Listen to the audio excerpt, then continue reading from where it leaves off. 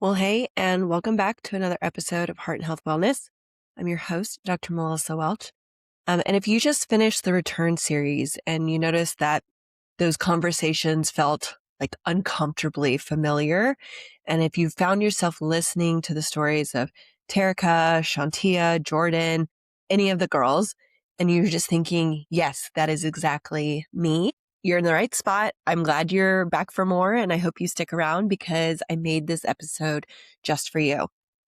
So here is what I noticed across every single episode of the series. Every single woman that I talked to was smart. She's capable. She was not only deeply committed to her work and her profession, but also her child or children. Some of them had more than one.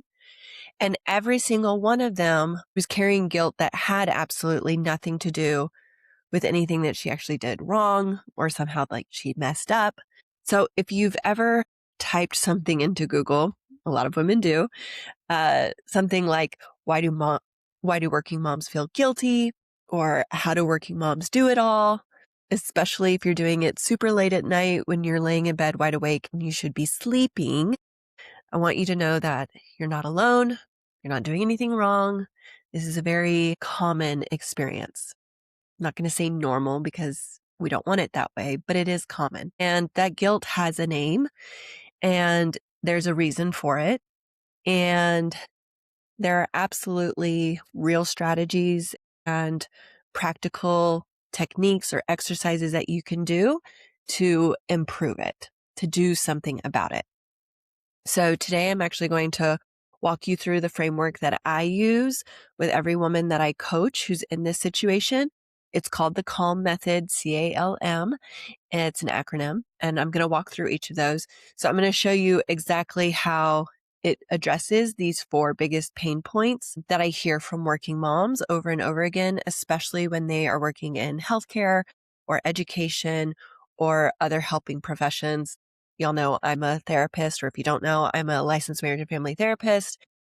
And so I connect with other women who are also in helping professions, really struggling with this guilt of balancing both their career that they love and their child that they love more than anything in the world.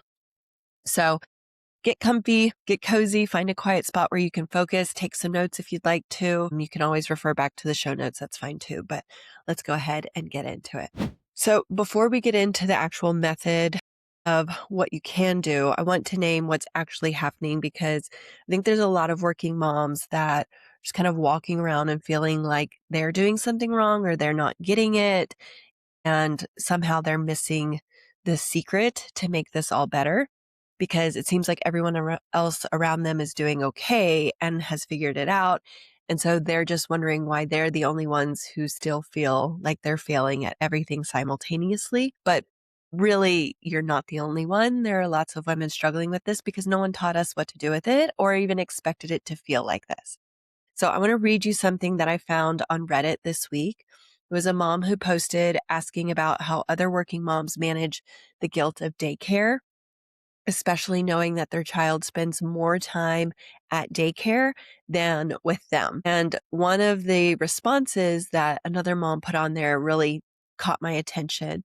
She said, and this is just a paraphrase, but she said, I find that I only feel guilt when I am doing something that does not align with my personal values or when I'm putting too much emphasis on what other people value instead of staying grounded in my own, which is perfect. She did such a good job of putting into words how to take care of this situation. And that's one of the most clinically accurate things that I've ever read in a Reddit thread. Makes me wonder kind of what her background might be, because it's exactly what working mom guilt is. It's a values collision that's happening in real time, and it's happening in your body, not just in your brain and in your thoughts, but it's actually in your body every single day. And so what that actually looks like in practice is you feeling guilty at work because you're thinking about your child and not being with them and the things that you could be doing or the things that you might be missing. And then you also feel guilty at home because you're still thinking about work, what you didn't get done, what maybe you're not performing at your highest level, and your brain never actually fully lands anywhere. So you feel exhausted in a way that even sleep can't fix. And so that's what some people are calling depleted mom syndrome. And it is very real. It's not an official diagnosis like in the DSM-5, but it does describe something that's very specific. And it's the kind of like really deep depletion that comes from giving everything to everyone else, but not doing what you could be doing to take care of yourself in the meantime. And I want to pause for just a second to make a note on that it's not, I'm not putting shame on moms for not quote unquote taking care of themselves, because it is hard to do that. However, if you are taking care of everyone else or taking care of all the things and all the tasks around you, and you're not finding moments, and it doesn't have to be big chunks of time, but if you're not finding moments to take care of yourself, you're going to become depleted. And it's that whole oxygen mask thing, right? And I have a really hard time picturing myself putting my oxygen mask on first before putting it on my child, but that's what they say you need to do. And it's true. I can't take care of others if I'm not taking care of myself. Okay. So you feel like you're failing everywhere at once. You're not good enough at work because you're distracted. That's what you think. And you feel like you're not present enough at home because you're totally depleted. And so somewhere in the middle, you've completely lost track of who you are, who the true you is outside of those two very important roles or things that you worked really hard for, wanted so badly. But now you have them and you have kind of lost yourself in the messy middle. So you've tried to push through. You've read the things, looked at all the blogs, done the things, taken time off, gone to therapy maybe, and it still doesn't feel like it's getting better. But that's because the problem isn't your schedule. You don't need better time management. It's not your productivity system. It's something much, much deeper than that. And it's a larger systemic problem as well. So it's not just a you issue that you're doing something wrong. So then there's a question that I get asked more than like any other question. And that is, what does God say about working moms? And so there's this question of like, what am I supposed to do? Is this biblical? How can I get insight from my faith about who I am in this season and what I'm supposed to be doing? So I hear this especially from women who are trying to kind of reconcile with their faith the pull that they feel toward their career and the pull that they feel toward being present for their family and being home to take care of the home and their child and all of that.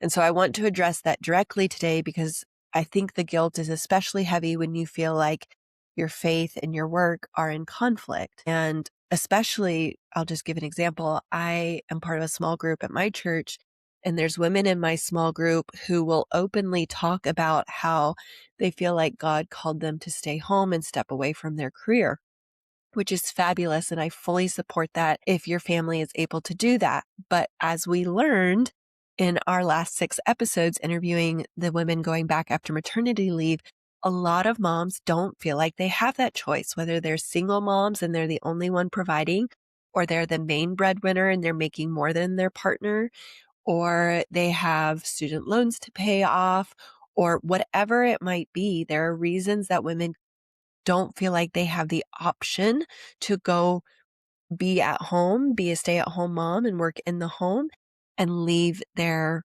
career. Or maybe they don't even want to. We've heard some of that too. So anyways, it's difficult when you feel like there are people in your faith circle and community who are saying, this is what God called me to do. And you're wondering, why haven't I been called to do that? Or maybe even a little bit jealous or resentful that you can't answer that calling because of your circumstances. And so I just want to take a moment to tell you, your faith and your calling or your work do not have to be in conflict, but we do have to talk about why it feels that way.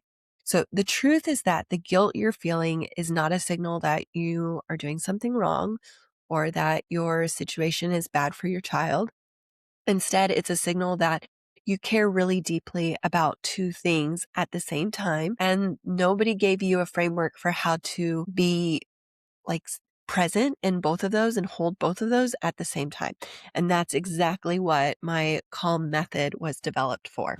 I want to take a moment to pause real quick and tell you about one of the mom brands that I absolutely love called We Are Ama. And it's this beautiful organization made by moms with it's based here in the US, and they are the ones who made the Cocoon, which is my all-time favorite nursing cover.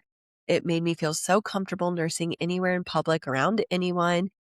It was breathable, which was fantastic for being in hot summer Florida. My baby was born in June. It's cute and stylish, and it's also multi-purpose. So even after we finished the breastfeeding journey, I still use it as a shawl. I used it kind of like as a scarf. You can wrap it around. We used it as a blanket. I used it as a cover over the stroller. So the Cocoon is fabulous. I can't say enough wonderful things about the Cocoon. But in addition to the Cocoon, they also have gifts for moms like the necklace that I'm wearing, the halo necklace.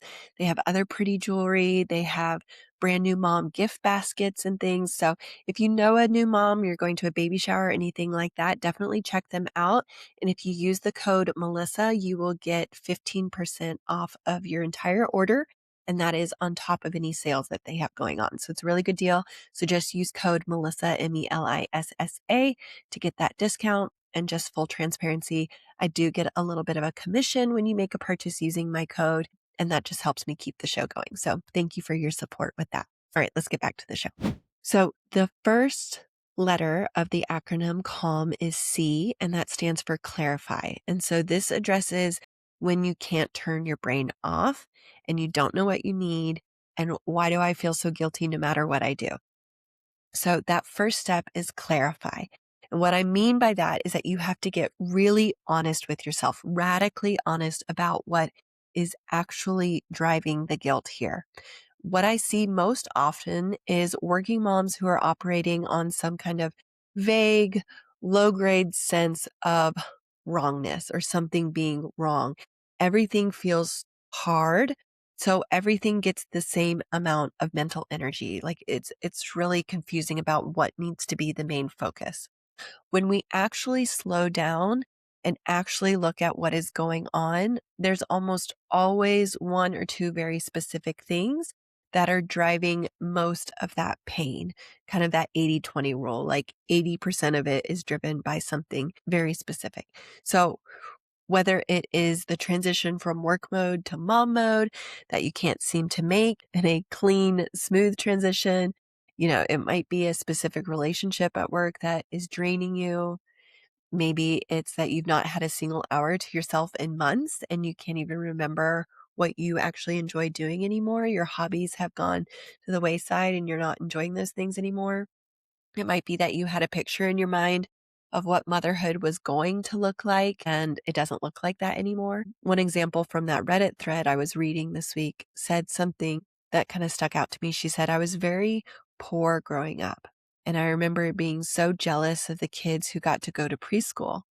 And I feel very fortunate being able to afford these programs for my children. So for her, being able to clarify that moment, it was really being able to realize that daycare wasn't something that she was able to do as a child. Her family didn't have that luxury, but it was something that she could do for her child. And so she feels really good about that. And so she was able to reframe what was actually important to her and why she valued it.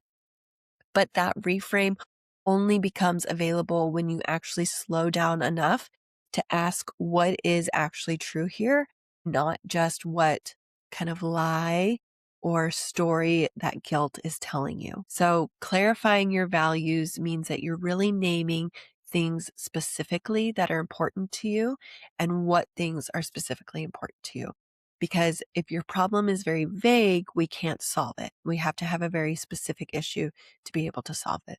So for practical application, when you are trying to stop your brain tonight and having a hard time doing that, instead of letting it run, I want you to ask yourself just one question. What is the one thing that if I changed it would make everything else feel more manageable?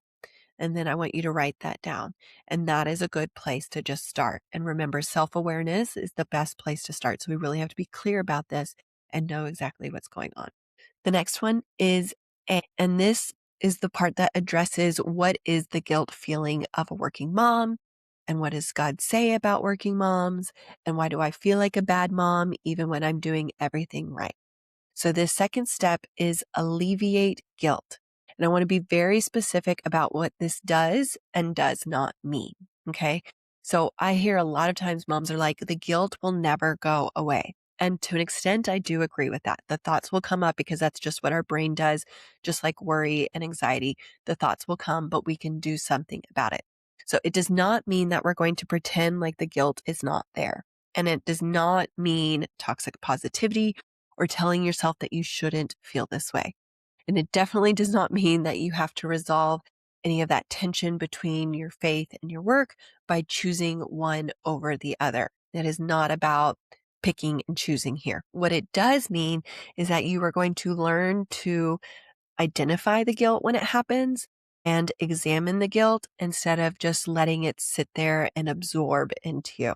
So I want to speak directly to the moms who are asking, what does God say about working moms? Because this is one issue that I do keep hearing. And it comes from a real and a tender place. And so I want to be sensitive to that. So you love your faith, you love your child, and you love your career too. And somewhere along the way, it was communicated to you either through an individual or a system that a good Christian mom should be home. And I want to gently and respectfully push back on that a bit.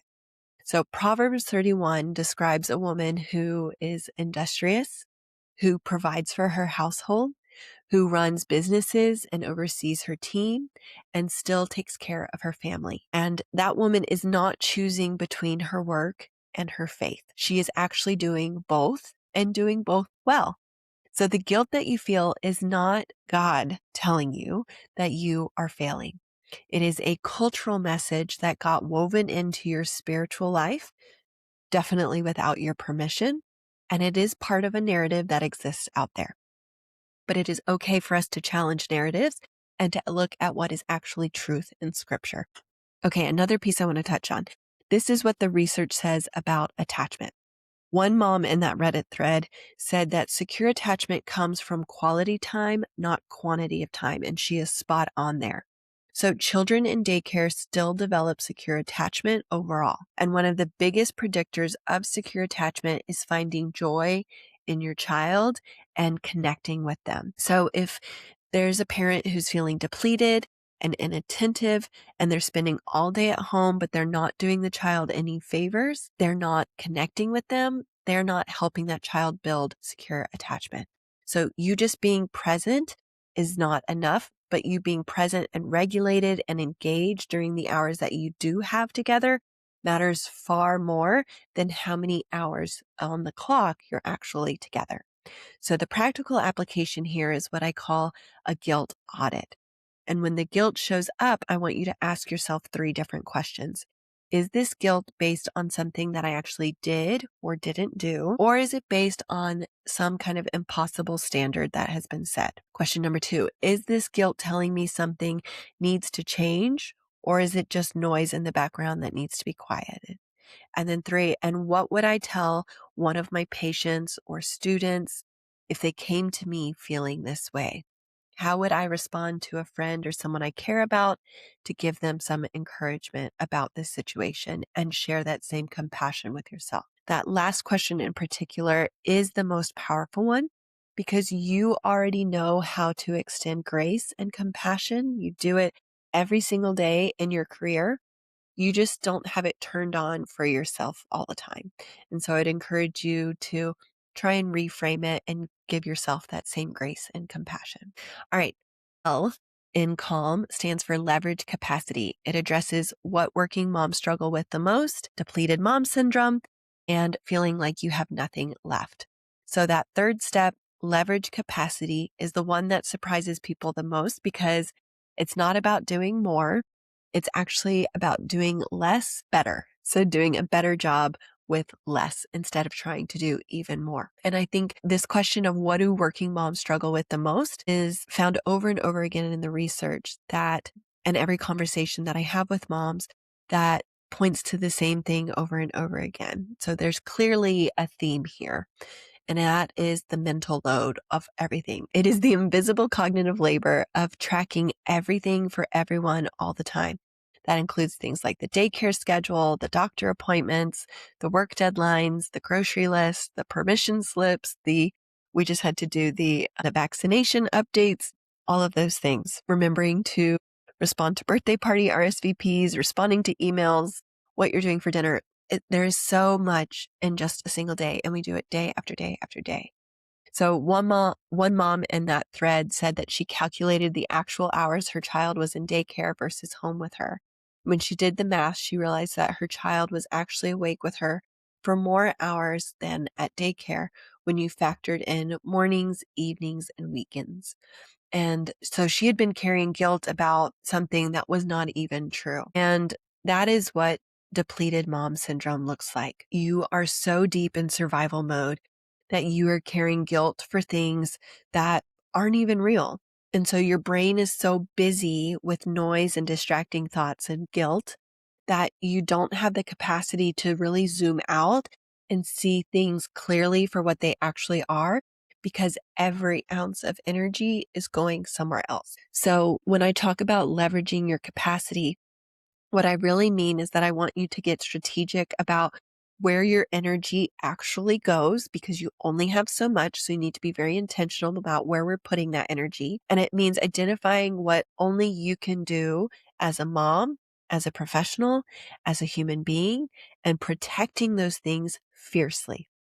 So getting really clear and honest about what you are doing out of obligation or guilt or a habit that is not actually serving you or your family. And then really understanding what it is that you should be focusing on, want to be focusing on, not everything else.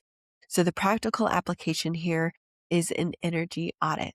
So for 1 week, I want you to just notice, you don't need to change anything, but just notice and observe what it is in your daily routines that gives you energy and what it is that is draining you at work, at home, in your relationships. At the end of the week, I want you to ask yourself, what is it that I can protect more? And what is it that I'm able to let go of or delegate? And I'll give you a concrete example of that recently. I work with a mom who's got a couple of girls who are like elementary school age. And she's also working a couple of different jobs because she's a single mom now. And so they were going to go on a trip to visit some family. And she just felt totally overwhelmed by everything that she needed to do.